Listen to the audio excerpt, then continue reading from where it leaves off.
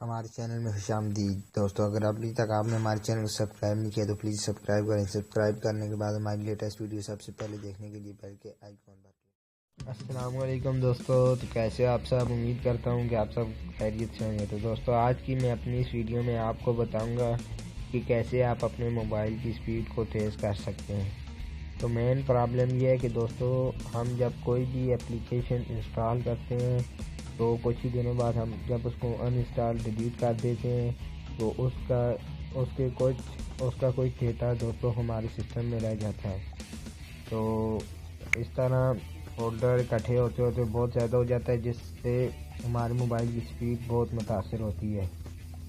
तो दोस्तों, उसके लिए आपको अपने प्ले स्टोर में जाना होगा। प्ले स्टोर में जाने के बाद दोस्तों आपने PT फोल्डर क्लीनर सर्च करना है।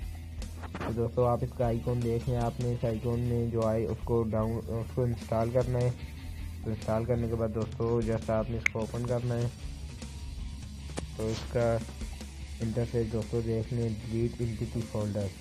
तो आपने दोस्तों इस पर क्लिक करना है।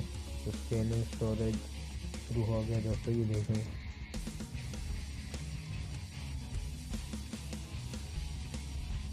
तो देख लें दोस्तों, डिलीट 667 MPT फोल्डर। तो दोस्तों इतने मेरे मोबाइल में थे MPT फोल्डर, तो वो सारे डिलीट हो गए।